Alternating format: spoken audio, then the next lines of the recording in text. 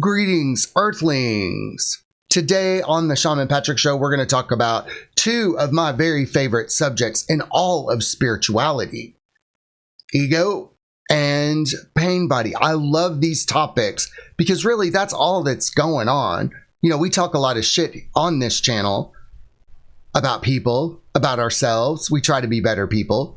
And sometimes when we see things in other people, we can really see it in ourselves. But today we're going to go right to the root of it all. What's behind the sexually acting out of Aubrey Marcus, the rampant drug use, the controlling culty nature of Jeff and Shalea Divine, and the brainwashed Doreen Virtue. Just four people that I've talked shit about. I don't really talk shit about them, but examined their worldview and belief, and behind it all is just ego and pain body. That's it. That's all that's going on. But that's not as much fun to talk about. But the ego and the pain body work together, and we're going to talk about how that all plays out today. I want to show you, by the end of this episode, I want you to know how ego and pain body, they're just trying to survive.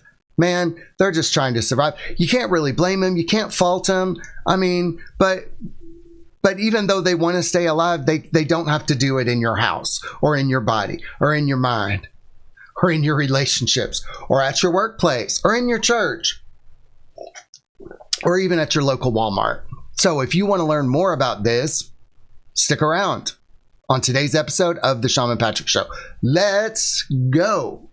He was once a storm in human form, sharp tongue, cold soul, heart worn and torn, living like a ghost who missed his grave till the spirit sang out and called him brave.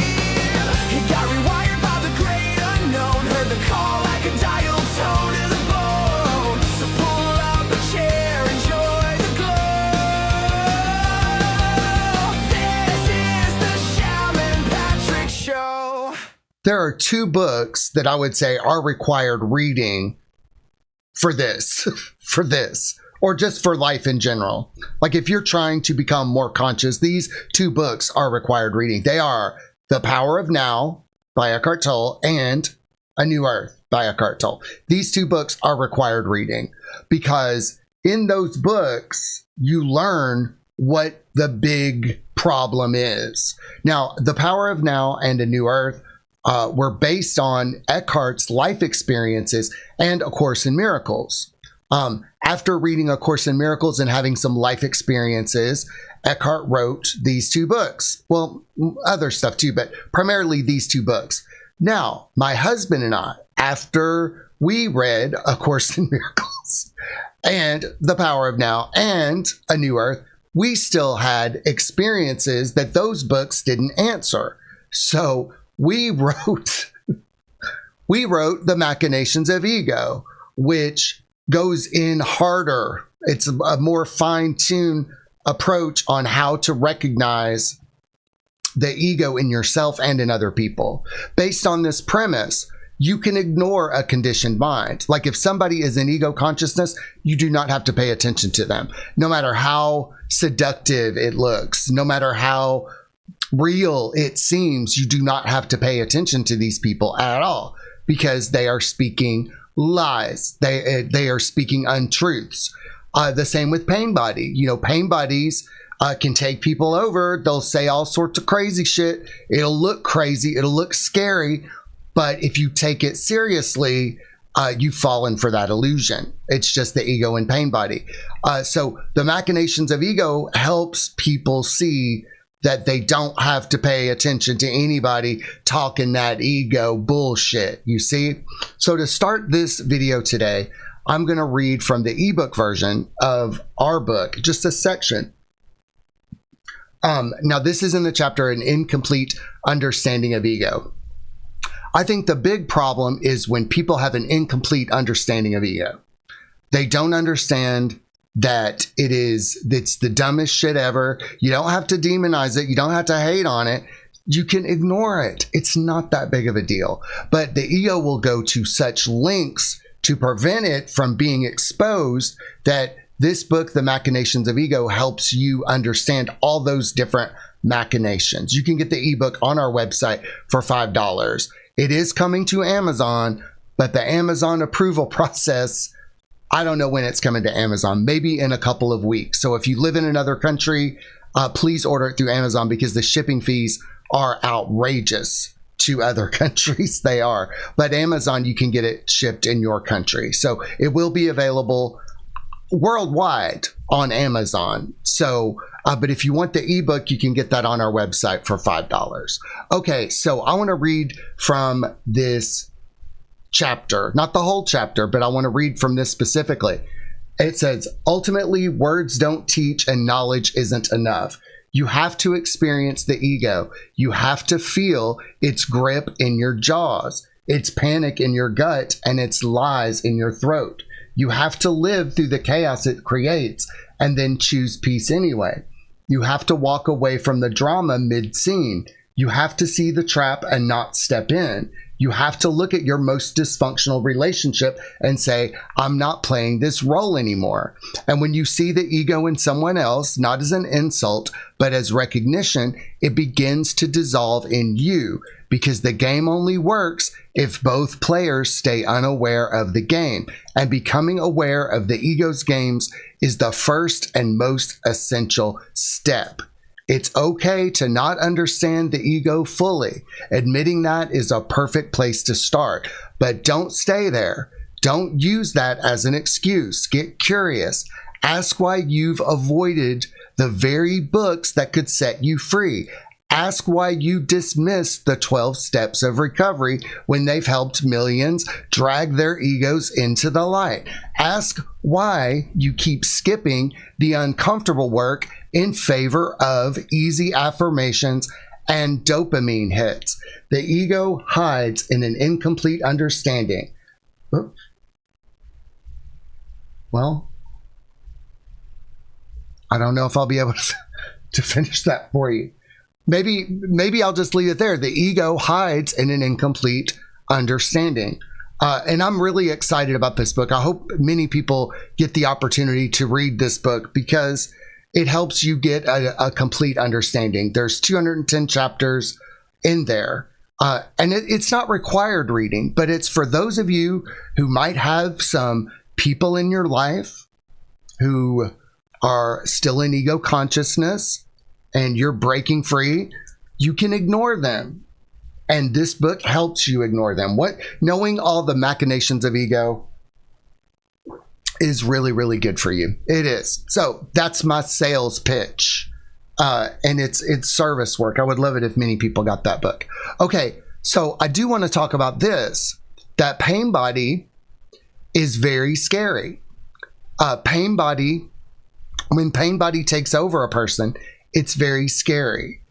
So the first time that I saw pain body in another person, ironically, was when they asked for help. They were a client of mine and they wanted to know the truth about it all. And I'm telling you the truth behind it all right now. Like, this is it. This is it. If you just listen to this one video of mine, there's nothing left for you to do as long as you understand ego and pain body. There's more fun stuff away. But this is really all you have to understand to heal.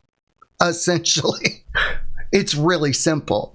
So she asked me the truth behind it all, like what was going on with her. And I told her, I told her straight up. I said, well, it's ego and pain body. And she started screaming at me immediately.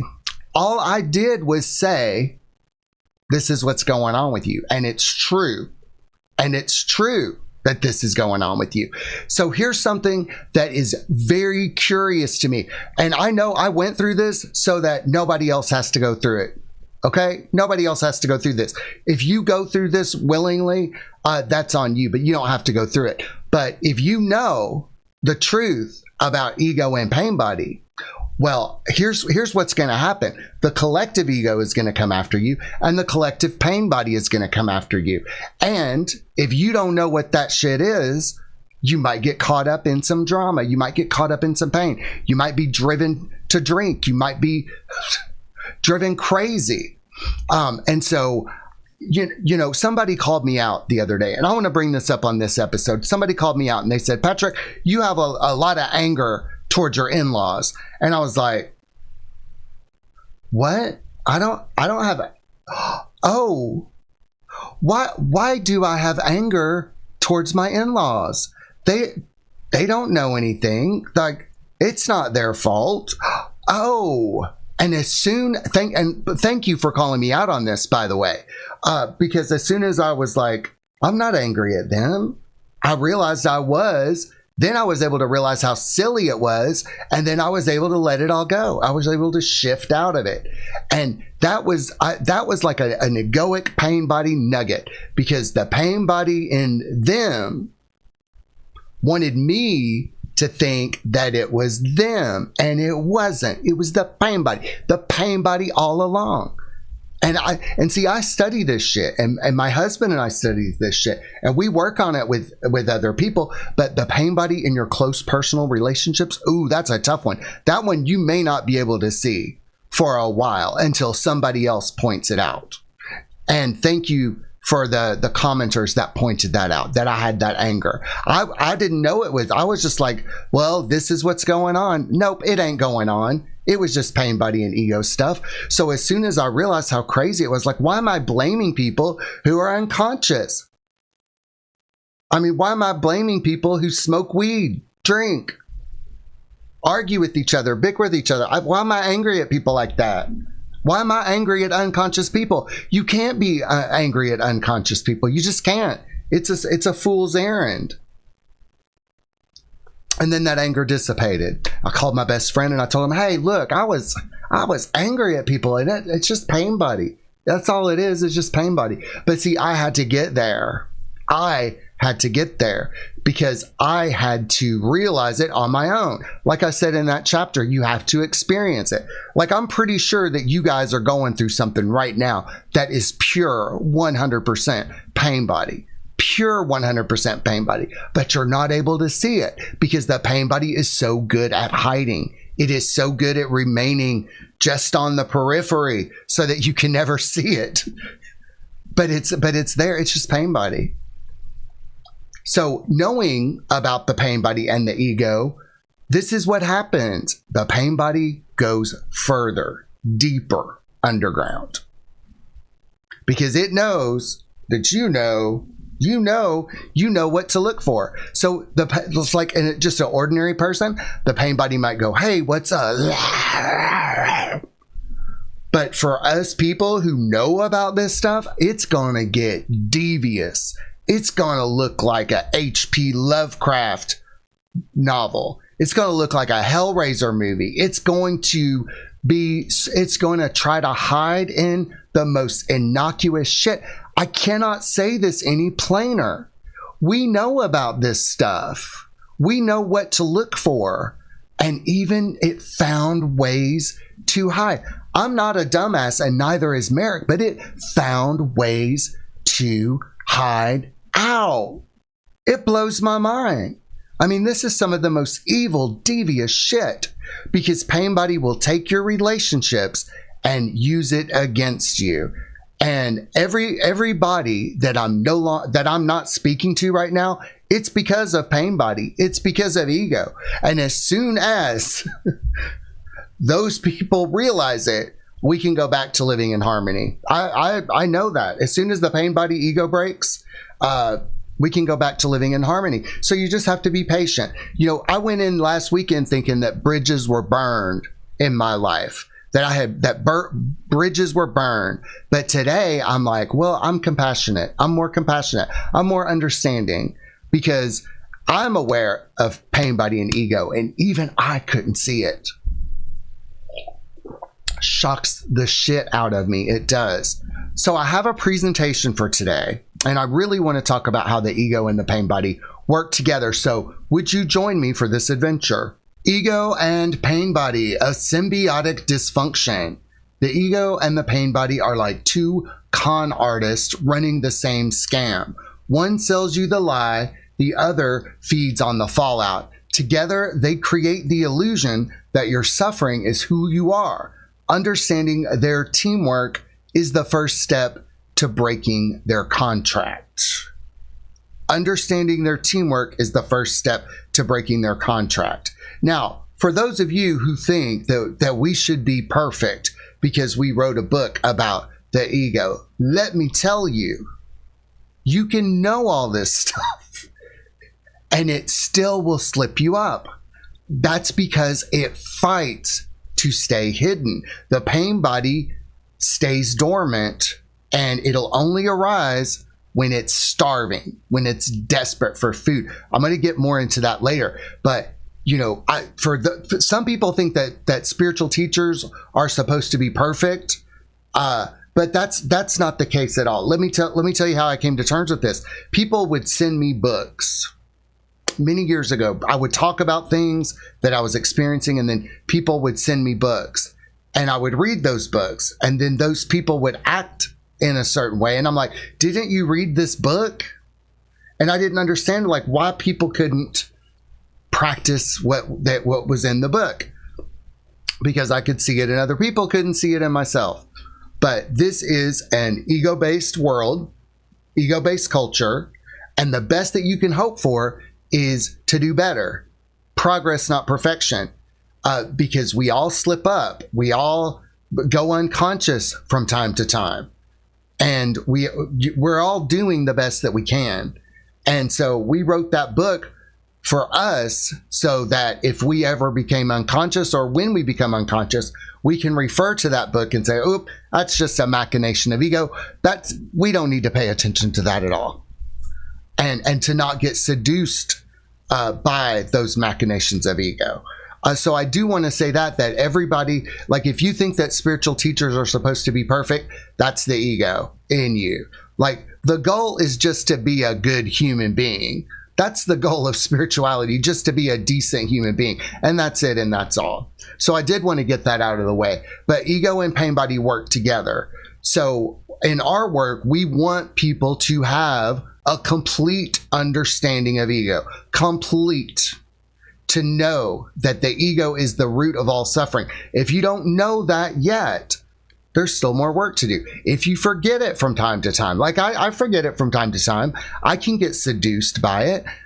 That's okay too. But we love the black and white simplicity of it, that if you're suffering in any way, shape, or form, the ego is at the root of it. So in this presentation, we're going to see where the pain body comes in, because it can be confusing for people. So what are ego and pain body? Before we can understand how ego and pain body tag team us into misery, we need to define what they actually are. The ego, it's the voice in your head that insists you are your story. It's not who you truly are. It's the mental construct made of labels, roles, and old narratives you've collected. The ego thrives on comparison, judgment, and separation. It constantly asks, who's above me? Who's beneath me? Who owes me? Who do I have to beat? It's not evil, but it's a primitive survival program that will sacrifice peace, connection, and even your sanity just to keep itself alive. And if it sounds crazy, that's because it is. It is crazy. And so, at the beginning, I talked about my in-laws, my family, pretty much anybody that I'm having an issue with right now. I'm not having the issue with them. But it's the ego and the pain body trying to prove me wrong, or prove my husband wrong, or prove us that know about ego and pain body wrong. And I do want to impress upon this, that if you are working on this in yourself, please do not share it with other people. I made the hugest mistake.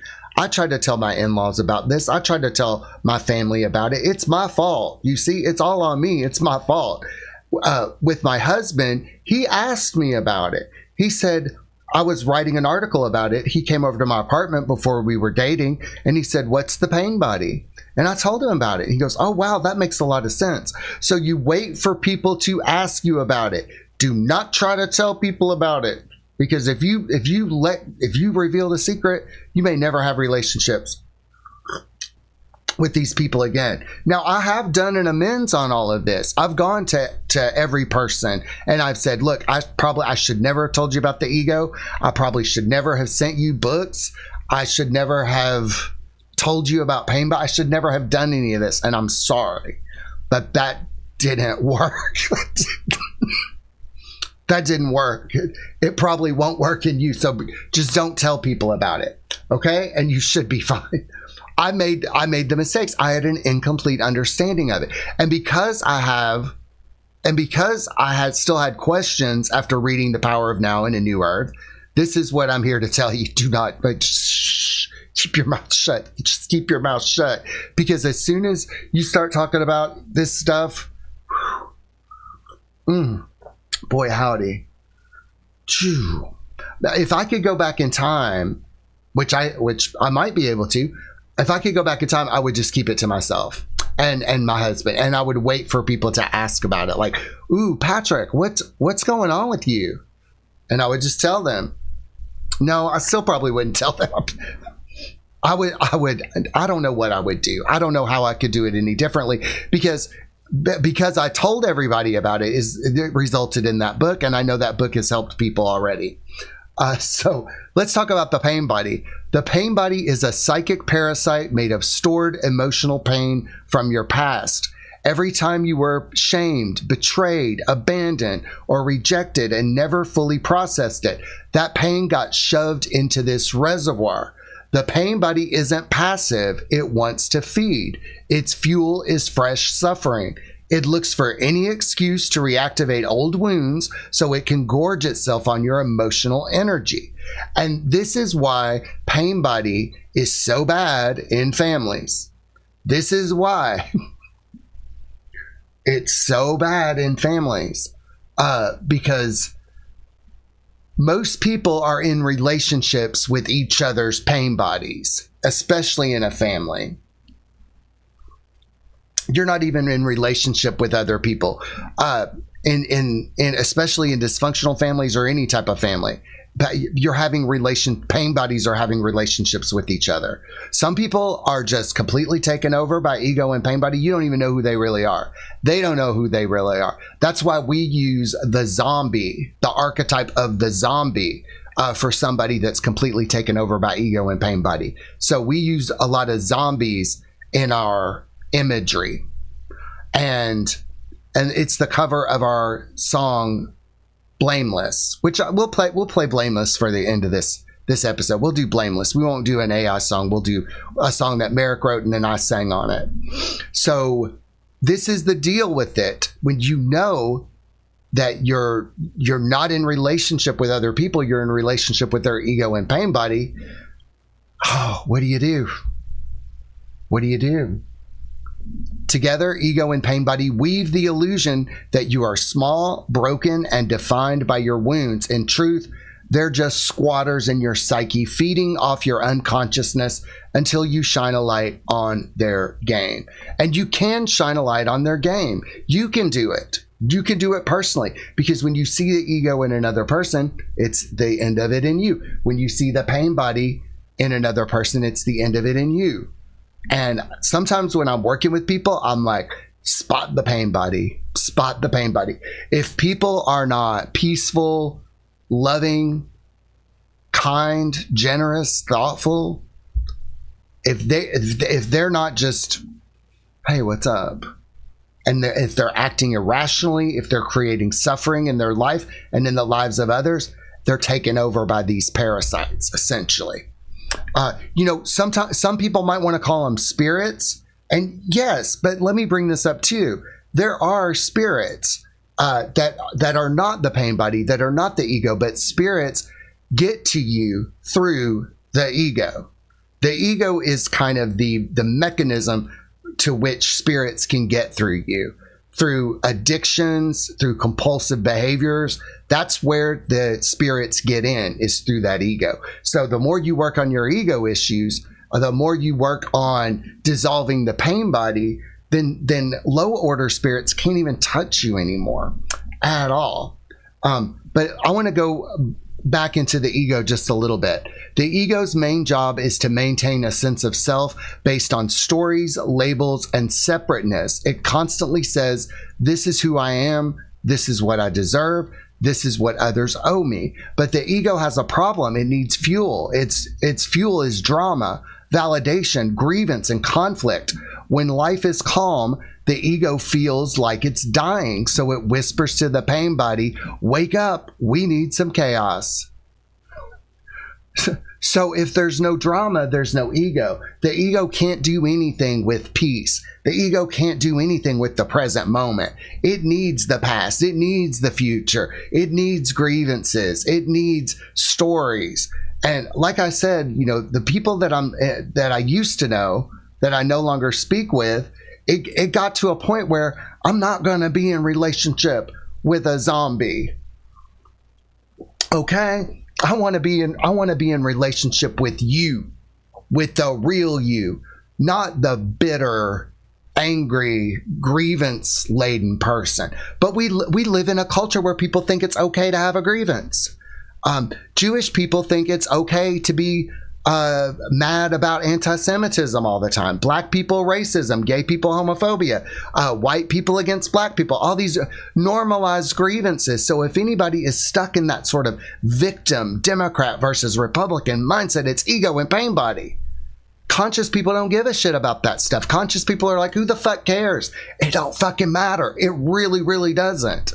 At all. I mean, sure, it's fun to play with. It's fun to dip in. I mean, I like looking at newsy political stuff from time to time. It's fun to play in, but I definitely don't take it all that fucking seriously like some people do. So if you're dealing with somebody who's overly political, if they're a victim, if they have grievances or whatever, you know that it's ego and pain body.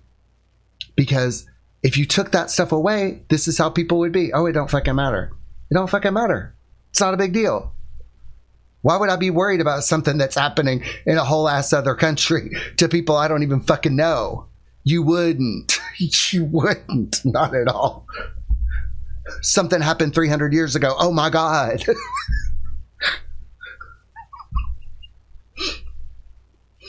Something happened 300 years ago to people that are long dead and gone. I don't even know their names, but my God. Merrick and I have been doing this funny thing. That's made up. We noticed that sometimes in movies people will go, ah. So we've just been doing that to each other. Ah, do it right now. See how good it feels. Let's do it together. Ah. I'm sure there's something shamanic behind that. But so the pain body is an emotional parasite. It's the storehouse of accumulated emotional wounds, trauma, and unprocessed suffering. Think of it as a parasite that feeds on reactivity. Its favorite meals include anger outbursts, self-pity spirals, old grudges reheated for the 10,000th time. When the pain body gets triggered, it hijacks your nervous system and drowns you in old emotions. Suddenly, the ego has exactly what it craves: intensity, drama, and a sense of being the center of the story. Now, here's the thing. If you don't feed the pain body dies. It dissolves. And when you really start working on this stuff, like maybe the first time your pain body takes you over, once you know it's pain body, okay, let's say you read A New Earth and you're like, oh yeah, that's pain body. When it takes you over, it is crazy. It's crazy. It's like you're not in control of yourself. It's wild. This is where Merrick and I are really well suited to be with each other, because we love each other madly. We would never leave each other. Oh my God, we would never. But our pain bodies hate each other. Our pain bodies despise each other. And so we know if my pain body takes me over, and he knows if he, and I know if his pain body takes him over, because he'll this is Merrick, you'll let me tell about this, but Merrick starts talking like this. It's so funny. He's like, man, my life would just be easier if I lived in an apartment by myself. So I could just play video games all day and do nothing with my life. My life would just be a whole lot easier. And but then, you know, I'm like, oh yeah, would it? And I don't know what I say when pain body is taking me over. But there's I think it's like, well, I'm gonna stay in a hotel tonight. That's what I do. So we have we know when, because Pain Buddy wants us to split up. Pain Buddy wants us to divorce because it's not gonna get any food from a happy, loving couple.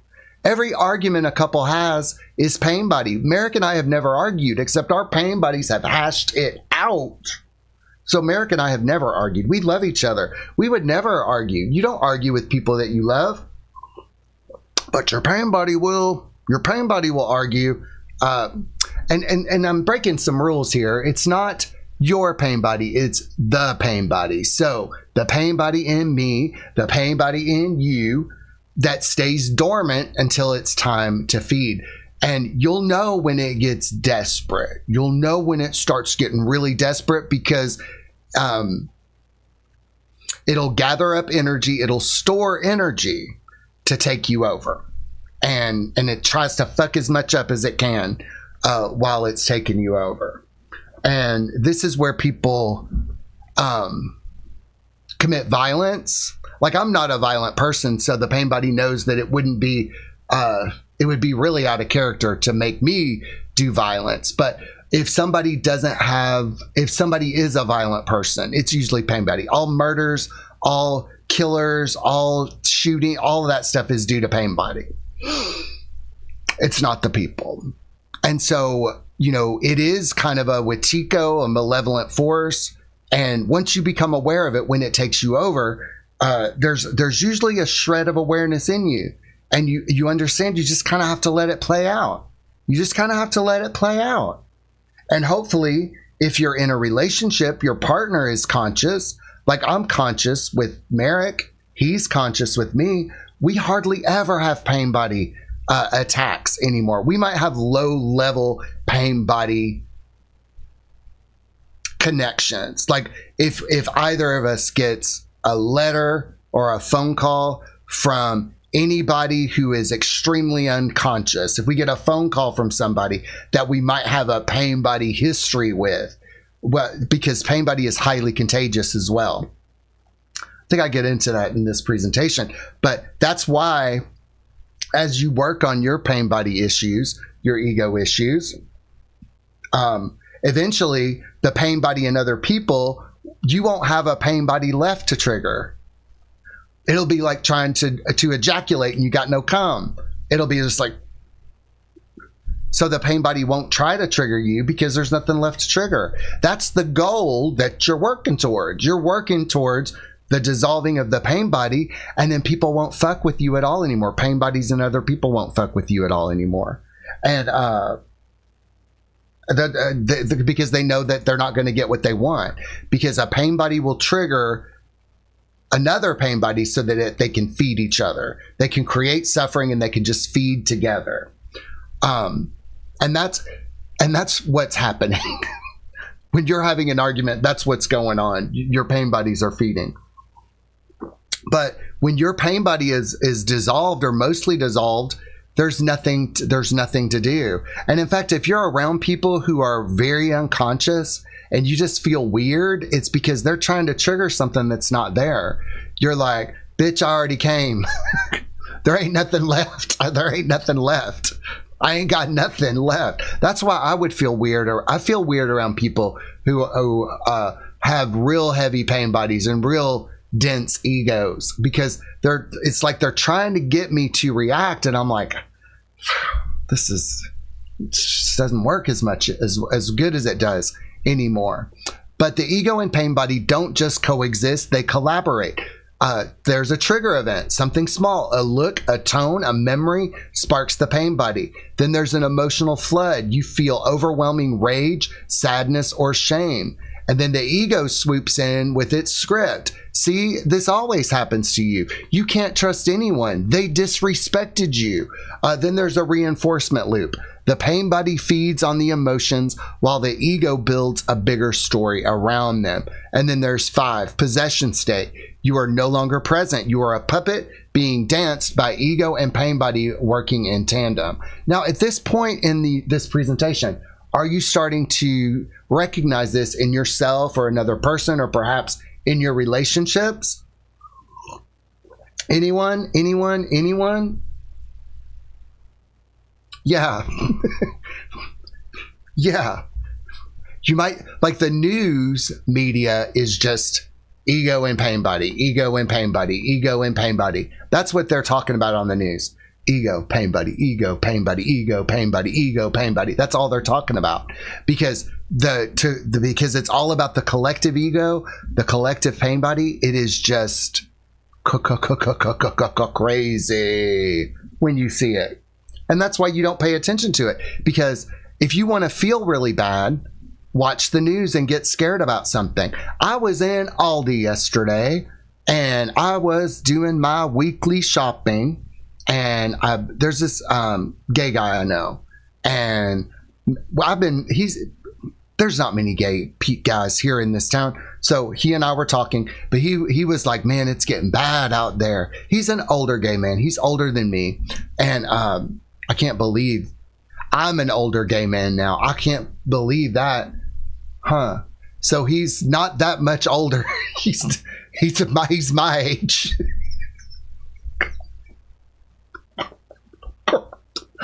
Oh. I'm an older gay guy. He's probably 5 years older than me. So anyway, he was talking about how bad it's going to get and how people can't afford things and how it's getting worse and worse and worse. And I just said, it's getting better. It's getting a lot better. Oh, it's going to get so good. And there's a new financial system coming. Like, it's great. Everything's unfolding. And if you cannot see that it's getting better, it's ego and pain body. If you cannot see how truly incredible things are getting, you've still got ego and you still got pain body. If you're afraid of the future, it's ego and pain body. So I tried to calm him down. I've said this before. Much of my work is about calming people down, letting them know things are not that big of a deal. I mean, if you want them to be a big deal, they will be a big deal. If you want things to get worse, they will get worse. So I just calm people down. I told him, I said, things are getting great. Like, don't look at these prices. These prices are not even that high. Do you know how much it costs to slaughter a hog? And you don't have to keep the hogs anyway. I think the prices are becoming normalized. I think these prices are normaling out. Maybe bacon was too cheap before, because I know what the cost of raising a hog to slaughter. I was raised on a farm. The bacon is all these prices are a bargain. If you knew how much things truly cost, it's a bargain. And people are complaining about prices. The prices. I'm like, shut the fuck up. The more you complain about prices, the higher they're going to get. That's how this reality works. Whatever you complain about, you make it worse. So that's why these prices are great. These prices are incredible. Like, oh gosh, I've never seen such bargains here. Bacon? Really? I can get thick cut bacon for this price without having to raise a hog and slaughter it? Wow! I can get milk in a jug without having to maintain my cows or like, you have no idea. But see, the better it gets, the worse it gets for the ego and the pain body. The more convenient life gets, the better it gets, the more comfortable life gets. Most people have air conditioning now. I mean, even when I was a kid, people didn't have air conditioning all that much. There were still homes that didn't have air conditioning when I was a kid. But we were outside all day. I mean, but this is why some people see the world getting better and other people see it's getting worse and worse and worse. It's getting worse for the ego. It's getting worse for the pain body, because all these conveniences and all these ways in which life is getting better, the ego misperceives that, because the ego wants suffering. The ego needs conflict. The ego needs drama, you see. Won't somebody think of the ego? Please, please do something. Do something, please. Because the ego is not going to survive it. Either humanity's not going to survive or the ego's not going to survive. It's as simple as that. So why do the pain body and the ego need each other?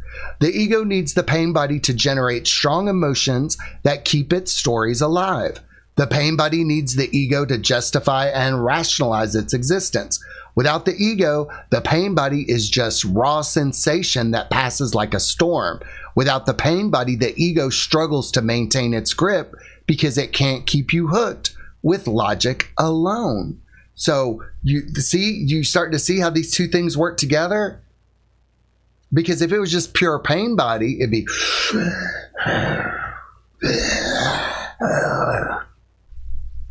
and if the ego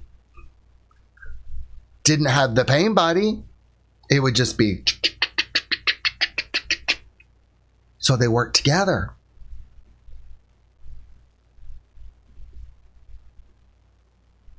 Starting to see it? You see it? Isn't it good to know? So the ego will have you thinking it's just the ego. And the pain body will be a, shh, don't talk about me. Don't talk about me. And now we're going to break the alliance. Okay, so the only way out is awareness. Witness the possession. Catch yourself mid-drama and name it. This is the pain body feeding. This is the ego spinning its tail. Feel without the story. Allow the raw energy of the pain body to move through you without attaching the ego's commentary. The first time that pain body courses through you without you reacting, the first time I didn't react, it was like, oh my God, it was sublime. It was divine. I don't even have to tell you the story. Somebody was pushing my buttons and I didn't react. I was like, excuse me. It was lovely. It was lovely. For the most part, but I definitely,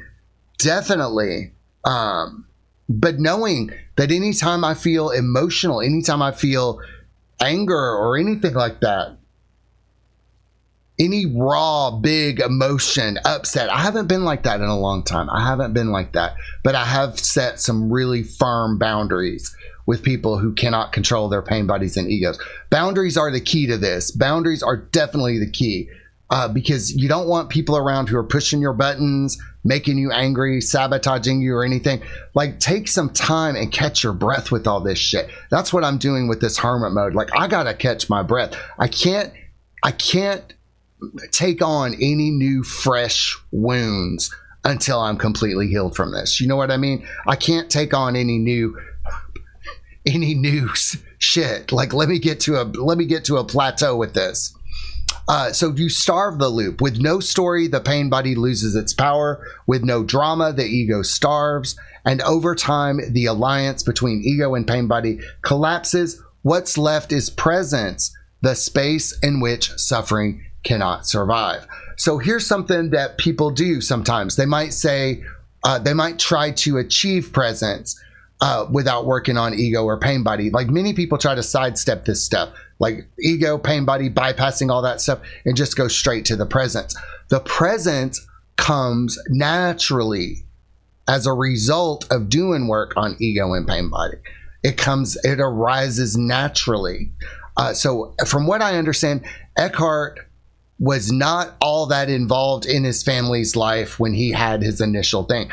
And in my case, I tried to go back and be around my family. Merrick tried to be around his. Like, we didn't really take some time and really integrate our new life, our new awareness, we tried to carry people into our new life. We tried to carry some deeply wounded people into our life, and it just didn't work out for us. It just didn't. It doesn't work out for anybody. We're not special.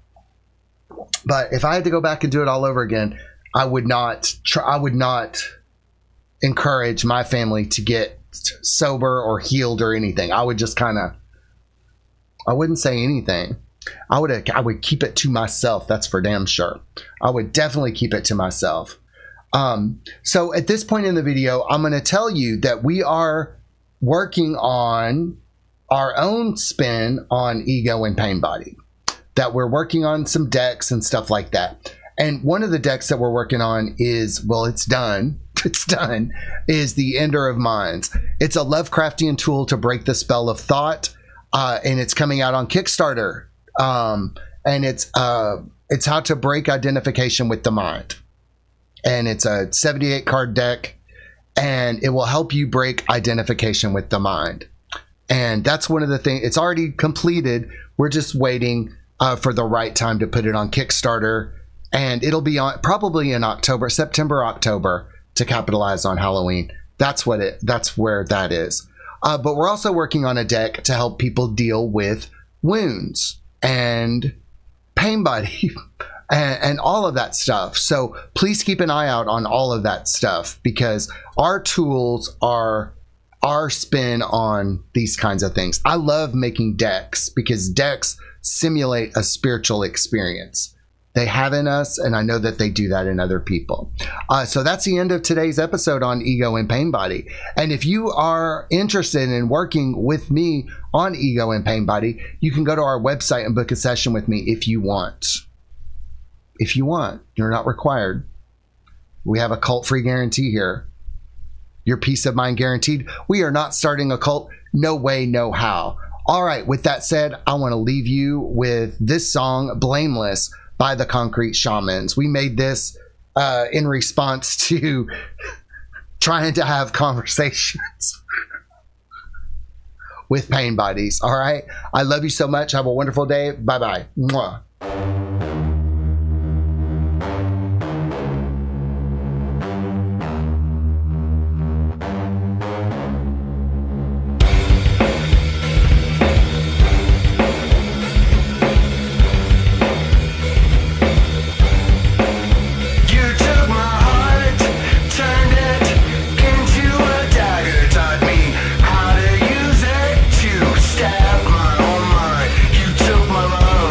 Taught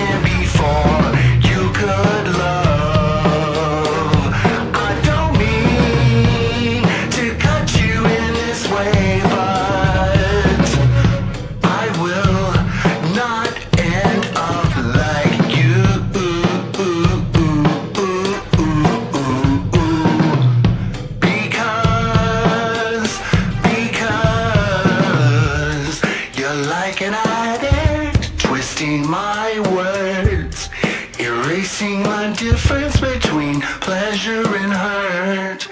You get excited when I get low. I cannot hide it because now I know